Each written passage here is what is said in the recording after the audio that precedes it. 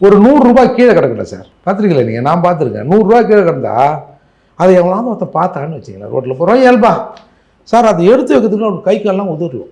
எதேச்சியா இவன் திருடல, கண்ணுக்கு எதில் இது கிடக்குது, அதை எடுத்து பாக்கெட்டில் வைக்கிறதுக்குள்ள அவன் கை கால் உதறும் சார். படிக்காதவன் சார், படித்தவன் பல கோடி அமுக்குறான் சார்.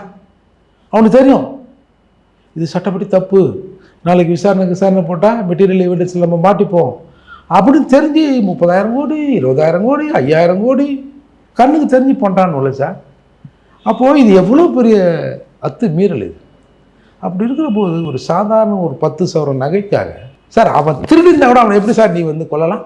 இப்போ எனக்கு கண்ணுக்கு தெரிஞ்சு வந்து டாஸ்மார்க்கில் வந்து ஊழல் நடக்குது, முடிச்சிடலாமா கதையா? இவர் தான் முக்கியமானவர், இவர் தான் அதுக்கு அமைச்சர், எழுத்து வாருங்கள் அவரை, தண்டனை நிறைவேற்றுங்கள் சொல்ல முடியுமா சார்? மெட்டீரியல் எவிடன்ஸ் கையில் இருக்குது, ஐ விட்னஸ் கையில் இருக்குது.